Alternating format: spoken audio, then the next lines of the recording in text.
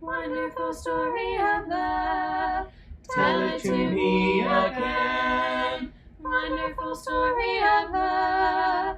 With the immortal string. Angels with rapture announce it. Shepherds with wonder receive it. Sinner, oh, won't you believe it? Wonderful story of love. Wonderful story of love. Wonderful story of love. Wonderful story of love. Wonderful story of love. Wonderful story of love. All right. So, chapter 10, verse 46. They came to Jericho. And as he was leaving Jericho with his disciples and a great crowd, Bartimaeus, a blind beggar, the son of Timaeus, was sitting by the roadside. And when he heard that it was Jesus of Nazareth, he began to cry out and say, Jesus, Son of David, have mercy on me. Now, I think there's some significance that we need to recognize in the fact that he refers to him as Son of David. Why is that a significant thing? Yeah, because it's a reflection of his awareness of the prophets and his belief that Jesus is the response to those prophets. He refers to him as what the Pharisees never did was come to him and say, what? Son of David. They certainly didn't call him Son of God either. In fact, what did the Pharisees most often refer to him as? Other than blasphemer. Teacher, a rabbi. They recognized that he was teaching people, and they would use that title with him, but they did not call him the Son of David, and they did not call him the Son of God. But this man does. Jesus, Son of David, have mercy on me, which also indicates that he realizes some authority that Jesus has, and it also indicates that he is aware that there is nothing that he can do for himself. And so he's calling upon a specific Jesus, the one of Nazareth, who is the Son of David, to grant mercy. Many rebuked him, telling him to be silent. Now, we're not told the motive of that rebuke. It may be the case that there are people rebuking him because they don't like what he's saying. They understand the implication of him referring to him as Son of David. It may be that they just don't want him to bother Jesus. And we do that kind of stuff from time to time, right? I don't know if you've ever been in a situation where you're with a crowd of people. There's a huge crowd following Jesus, and someone of some renown is there, and the friend that you're with is insisting on going up there and bothering that famous person who's just trying to walk down the street and already fighting with all these crowds and people following him around. And you say to your friend, look, just leave him alone. Just let them have peace. They just want to be left alone. Maybe there's some of that. We're not told the motivation, but we're told that the response from those around him as he's crying out to Jesus for mercy is, be quiet. And he cried all the more, Son of David, have mercy on me. Jesus stopped and said, call him. And they called the blind man, saying to him, take heart, get up, he's calling you. And throwing off his cloak, he sprang up and came to Jesus. Now again, the Holy Spirit inspired the very words. So why do we have a word here that indicates this springing motion? What are we supposed to pick up from that? That he sprang up. All right, I'll ask it this way. Raise your hand if you had children and you raised children. When you ask those children to go do some type of work that they didn't want to do, or you told them it was time to go to bed and they didn't want to go to bed, do they spring up and rush off to do what you've asked them to do? No. In fact, they come up with a million reasons to either first ignore you or second, to slow down the process. It's time to go to bed. Can you read me a story first? It's time to go to bed. Can I go get a drink of water? It's time to go to bed. Can I just finish my show? There's a million reasons that get offered to delay the process. What do they spring up and go do? The stuff that they want to do, the stuff that they're excited about, the stuff that's important to them. This indicates his anticipation of what Jesus was going to do and could do for him. When he gets told, hey, he's calling for you, there is no delay. He's up and headed that way. And he's a blind guy. You ever been around a blind person? I went to school with a young man who was blind, and I had the job every once in a while to actually lead him from class to class when he needed that help at the age when he needed that kind of help. And I can tell you a couple of things. They don't like to be taken by the arm and drug places. So you don't grab them. They put their hand on you. And they follow. But the thing that I learned is being blind slows you down. And sometimes, especially if you're in an unfamiliar place, you are slow to move. Now, here's a man sitting on the side of the road. And I don't know if the roads there were in the kind of shape that Louisiana roads are in or not, but there's probably bumps and stuff and all kinds of things in the roads, because not just people went down the roads. But there's also crowds of people. Listen, I can see. I don't like being in crowds of people. And I can't avoid bumping into people and sometimes tripping over people when I'm in crowds of people. Here's a blind guy. Crowds of people. All kinds of things going on. Lots of reasons to be cautious. This particular fella that I'm talking about used to tell folks when his parents wanted to punish him, they would rearrange the furniture. Of course, he was joking, but the point was when furniture got rearranged, his ability to navigate a room is gone, because his whole ability to navigate a room is based upon his mental awareness of where things are. And so if something is in a different place, he would break his neck at my house. If something's in a different place, that interrupts the ability. And if you're in a strange place, that would slow you down. He's not slow at all. No, he springs up and heads that direction. Even though it was a difficult thing for him to do. Jesus says, what do you want me to do for you? The blind man said, Rabbi, let me recover my sight.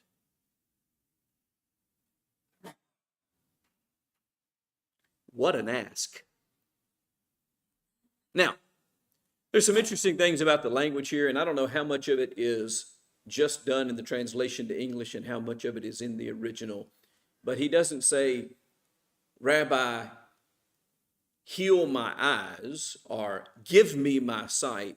He says, let me recover my sight, which to me is, at least as it's presented in this text in English, is a very, very gracious way to make a request. It's not a demand. It's clearly a request. Let this happen. Allow this to be. And he recognizes that it's a recovery. But he's still asking for his sight, which again, as we talked a little bit about before the class started in the introduction, is a big deal. Blind people don't get their sight. It's a big ask. So again, that tells us what he's heard about Jesus of Nazareth, what he believes about Jesus of Nazareth. He has heard that Jesus can heal. He has heard that Jesus is willing to heal. He has heard that Jesus is the Son of David. He has heard that Jesus can do things that no man can do. And I'll also talk about it from this perspective. He's also not shy about making his request. Sometimes we go, I'm not going to bother God with that. Or, I'm not going to ask for that. That's not possible. He didn't say that. He didn't say, well, my eyes, if it was something else, if it was just leprosy or something, I'd ask to be cleansed. If it was something smaller, if I was lame, I'd ask for the strength of my legs to be returned. Nope. It's a big ask, but he still asks. There's a lesson for us in that that's kind of tangent to what's happening here. But anyway, he says, let me recover my sight. Jesus says, go your way, your faith has made you well. How hard was it for Jesus to restore this man's sight?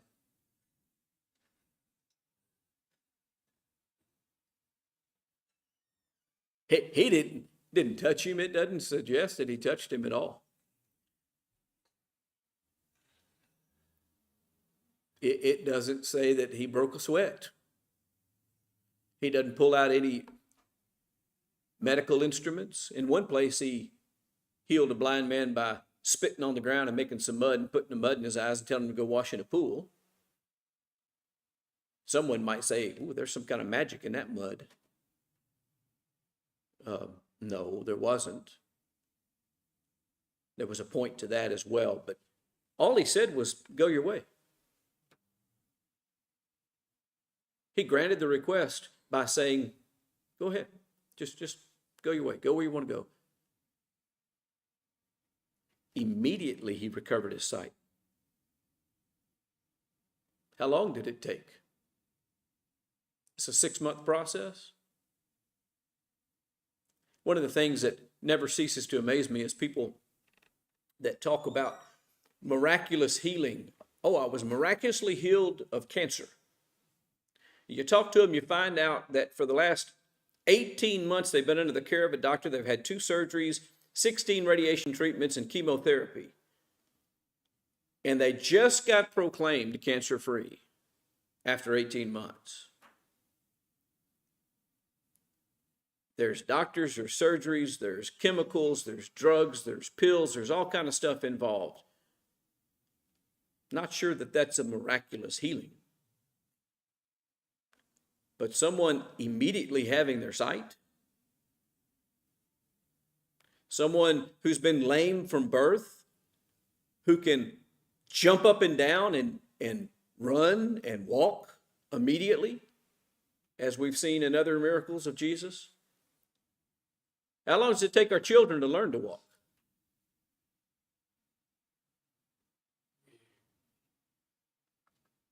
About a year.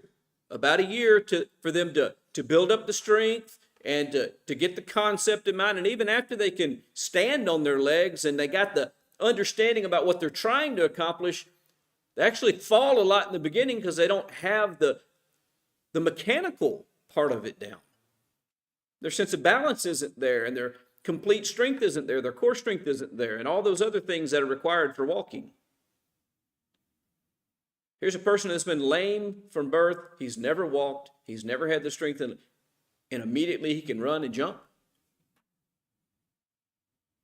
There's some people sitting in this room right now who are not lame, who can't run and jump.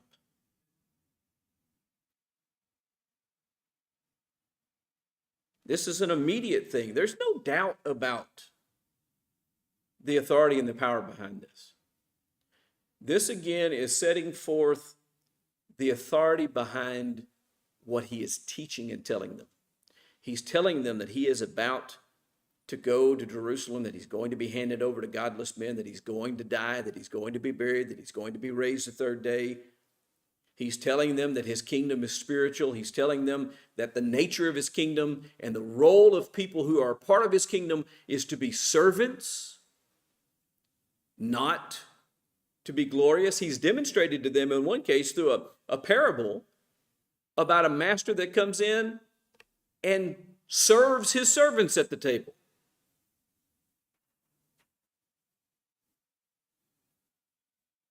By what authority do you say these things? By what authority do you claim to be the son of David, who's going to set up an earthly kingdom by which men can function in service to God? That's what the church is, right? Something here and now that empowers us to have a relationship and to become the servants of God.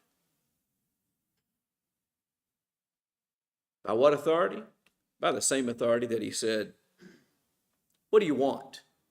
Oh, will you let me regain my sight? Go your way. It's done. That's the authority. By what authority should I understand that he, when he left this world, has gone to prepare a place that where he is, I may be also? By that authority. Who can do that? No one but God alone.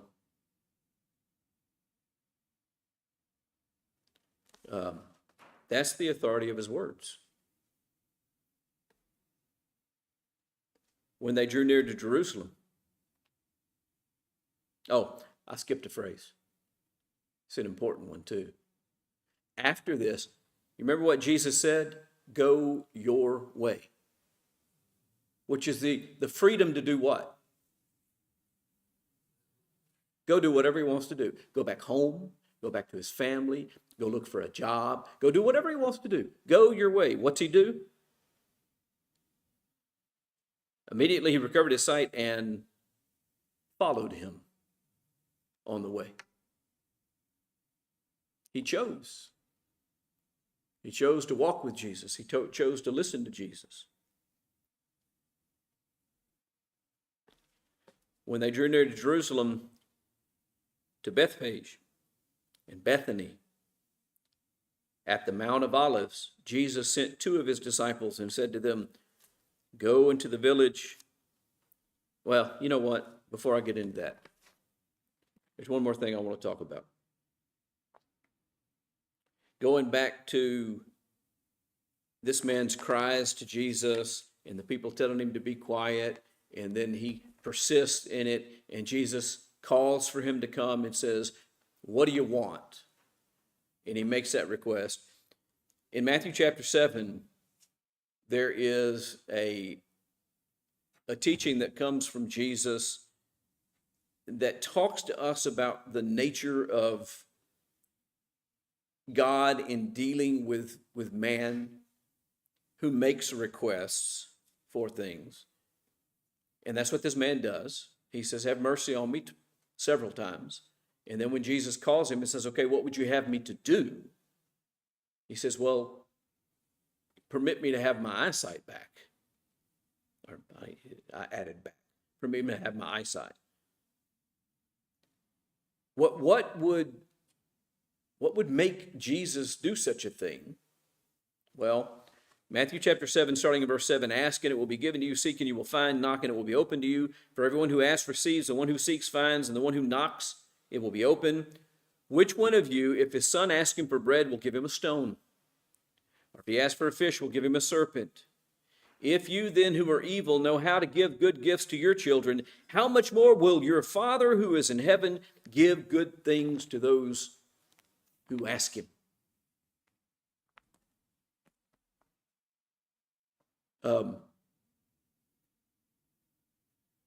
Does God listen to our requests? Yes. Now, James 4 qualifies that, I think, in the 4th verse, if I'm not mistaken, just a little bit. We'll talk about that in the sermon tonight, a moment. But he says, you ask and you do not have because you ask amiss,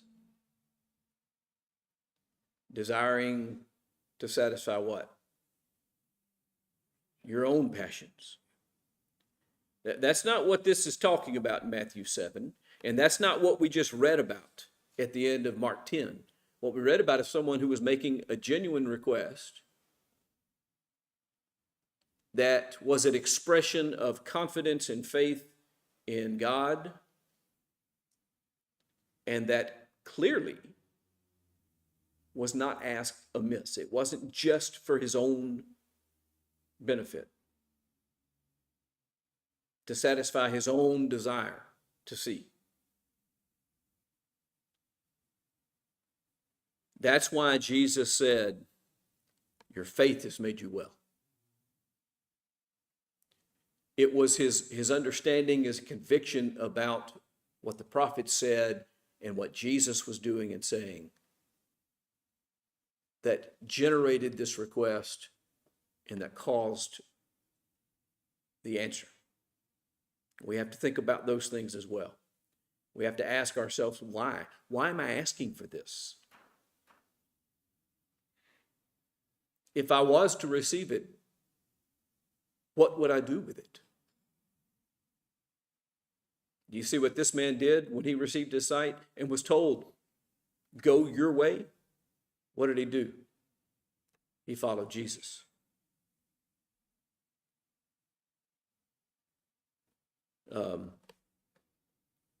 We need to think about those things. Now, moving into chapter 11, he is approaching at the Mount of Olives, he's approaching Jerusalem. He sends two of his disciples and says, go into the village in front of you, and immediately as you enter it, you'll find a colt tied on which no one has ever sat. Untie it and bring it.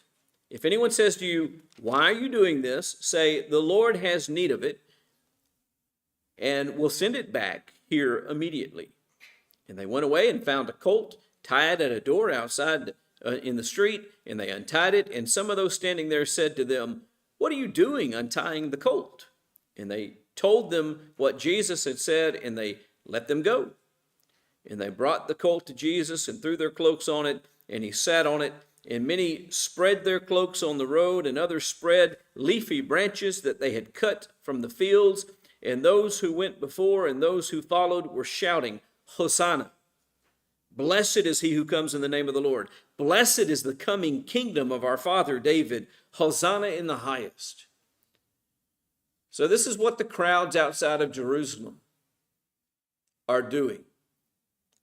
And what does this reflect?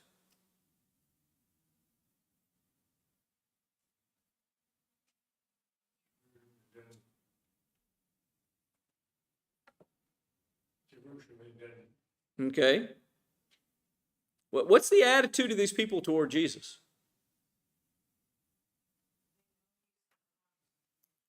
That's certainly what the implication is they know he is something special. Blessed is he who comes in the name of the Lord. Blessed is the coming kingdom of our father David. That's what they've been looking for, right? Okay, they're associating that with Jesus. Do they understand it all? That's another question. They don't understand it all yet. But they are starting to put Jesus into that role. At one point, there was some that tried to make him a king, physically. That wasn't the nature of his kingdom, so he hid from them. These people are laying their coats on the ground,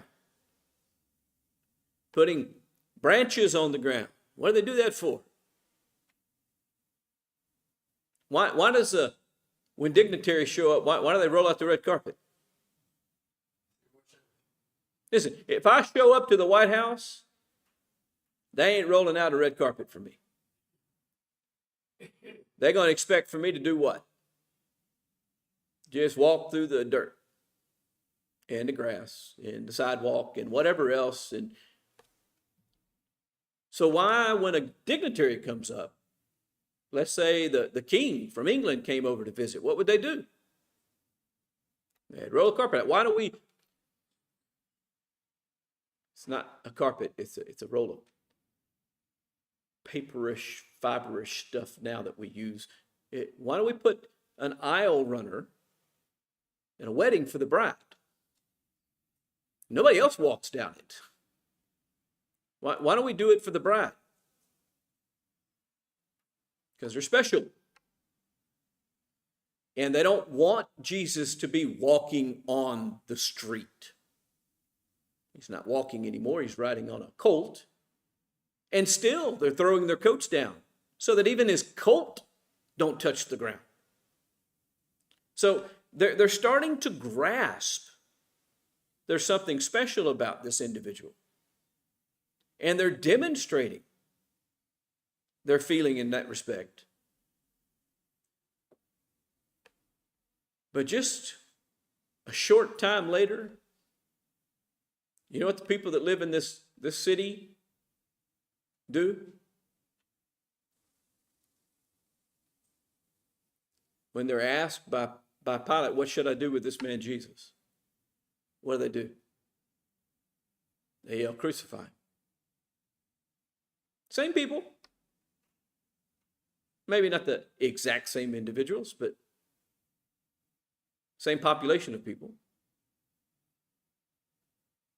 And you'll see how quickly and how drastically people change their ideas and their attitudes and their beliefs. People can passionately believe something today and then tomorrow have an exact opposite view. And that needs to kind of rest in our minds as well as we think about this and we think about ourselves. And we think about others in the world. As it applies to ourselves, look, just because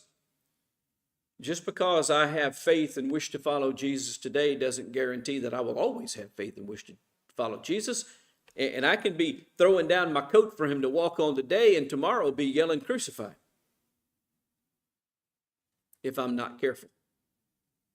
And you know what else it means?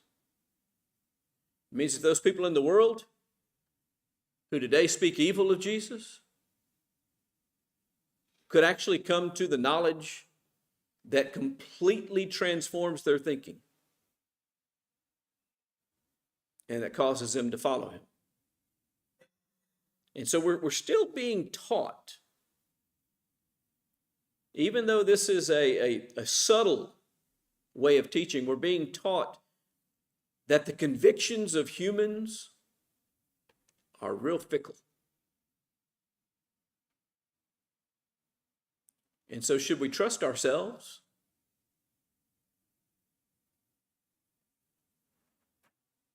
And by the way, this isn't a new teaching. Go back to Jeremiah. Jeremiah talked about it as well, about the nature of the heart of man. And he asked, who can know it?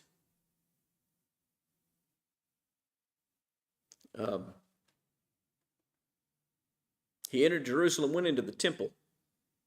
And when he had looked around at everything, as it was already late, he went out to Bethany with the 12, it says. On the following day, when they came from Bethany, he was hungry. And seeing in the distance a fig tree in leaf, he went to see if he could find anything on it. When he came to it, he found nothing but leaves, for it was not the season for figs. And he said to it, may no one ever eat fruit from you again. And his disciples heard it. This is a tough one. And we're not going to get to the lesson of verses 12 through 14 until we get to verse 20. And there is an incident in the temple that separates this event and the lesson which is to be drawn from this event. And unfortunately, because of the time, we don't have time to get through all of it to get to the answer. So I'm going to go ahead and wrap things up, give you the opportunity to ask any questions or make any comments that you have this morning about the things that we have discussed.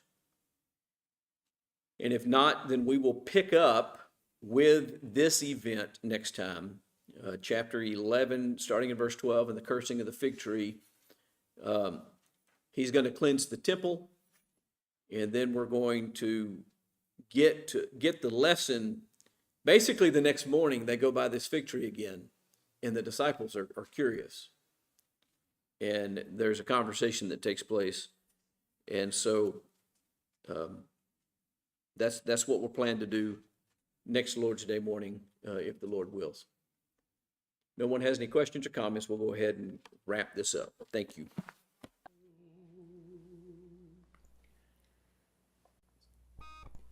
I have heard of a land on a faraway strand.